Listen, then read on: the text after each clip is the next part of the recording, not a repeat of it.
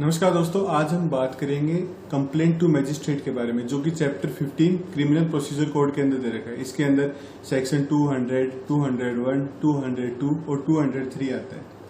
अब complaint to magistrate का मतलब ये होता है कि अगर आप कोई भी वायलेंस होता है, कोई भी सिविल जब आपके राइट्स को अगर वायलेट करता है, तब आपके पास दो चीजें मतलब दो रास्ते होते हैं। एक तो ये होता है कि आप पुलिस के पास जाके आप उनके पास रिपोर्ट कराए, पुलिस रिपोर्ट कराए। दूसरा ये होता है कि आप मजिस्ट्रेट के पास में भी जाके रिपोर्ट कर सकते हैं।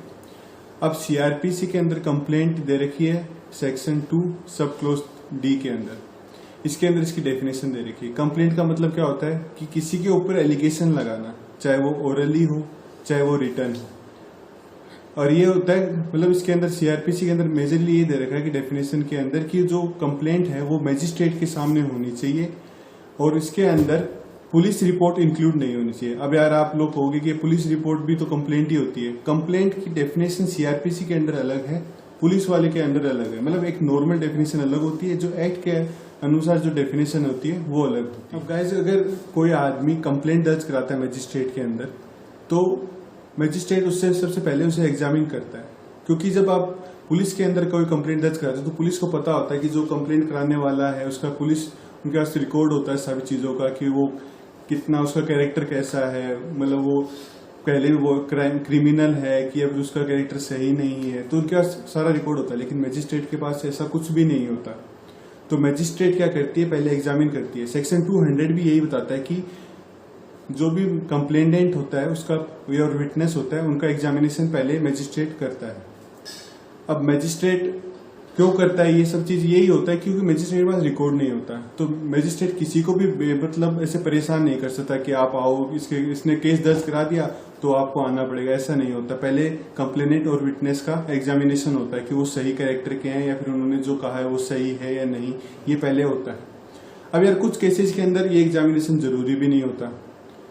वो केसेस होता है कि पब्लिक सर्वेंट, अगर कोई पब्लिक सर्वेंट अपनी ड्यूटीज कर रहा है, ड्यूटीज के अंदर कोर्ट के या मजिस्ट्रेट के सामने शिकायत कर रहा है, तो उसके खिलाफ कोई एग्जामिनेशन नहीं होगा, मतलब उसके सीधी रिपोर्ट दर्ज कर दी जाएगी।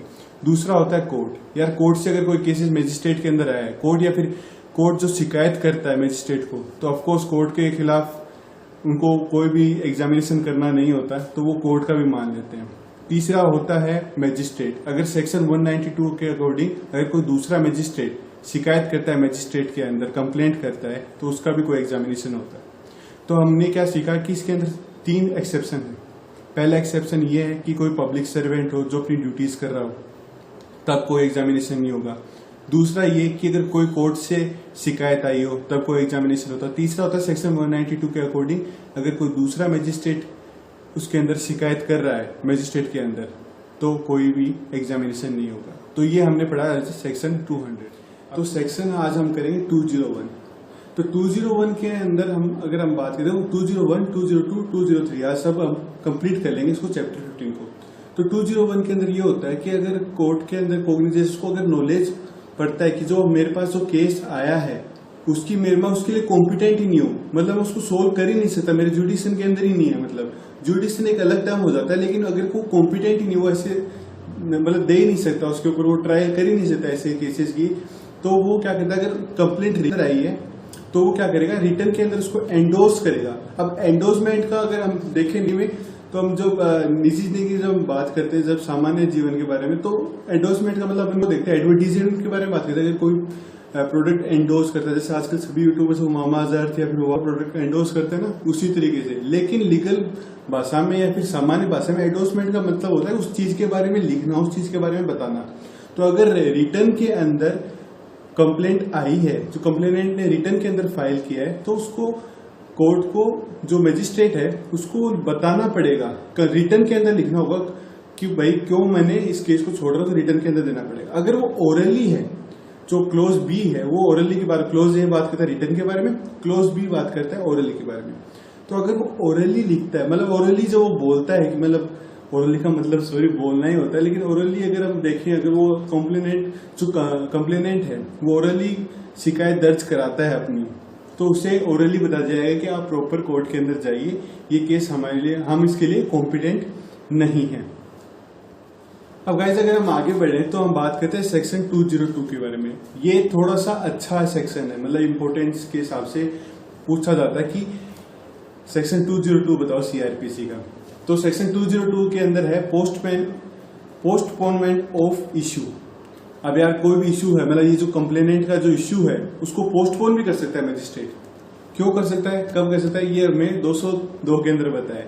तो 202 के अंदर अगर मजिस्ट्रेट को ऐसा कुछ ग्राउंड लगता है कि उसको पोस्टपोन करना है तो वो पोस्टपोन कर देता है। इंक्वायरी बिठाता है वो कि आपको एक इंक्वायरी बिठानी है। अगर उसको कोई भी डाउट होता है ना फैक्ट्स के अंदर कि यार क्या मतलब कुछ हो सकता है इसमें, अभी भी कोई दिक्कत है, मतलब उसने 200 के अंदर सभी से ओथ ले ली कि भाई हाँ इंक्वायरी कर ली कि भाई उनका कैरेक्टर कैसा है, लेकिन अगर फैक्ट्स में अंदर उसको कोई भी दिक्कत आती है तो वो इंक्वायरी बिठा सकता है। वो इन्वेस्टिगेशन के लिए डायरेक्ट कर सकता है किसी पुलिस ऑफिसर को या किसी आदमी को। ये दे रखा है सेक्शन 202 का क्लोज 1 के अंदर। अब इसके अंदर यार कुछ एक्सेप्शन भी हैं। वो क्या एक्सेप्शन है मैं आपको बताऊं गाइस। क्लोज ए के अंदर पहला एक्सेप्शन दे रखा है, एक्सेप्शन का क्लोज ए। उसके अंदर ये बता रखा है कि अगर जो केस आया है, जो ऑफेंस वाला जो केस आया है वो कोर्ट इन सेशन के बाद का ट्रायबल है, मतलब उसको ट्राई कर सकता है, कोर्ट इन सेशन उसमें ट्रायल बिठा सकता है, तो उसके अंदर ये कोई इन्वेस्टिगेशन नहीं करेगा। क्लोज बी के अंदर ये दे रखा है कि अगर 200 के अंदर सेक्शन 200 के अंदर अगर इन्वेस्टिगेशन करी गई है उसके बारे में, कंप्लेनेंट के बारे में और उसके केसेस के फैक्ट्स के बारे में अगर इन्वेस्टिगेशन की गई है तो दोबारा इन्वेस्टिगेशन नहीं होगी।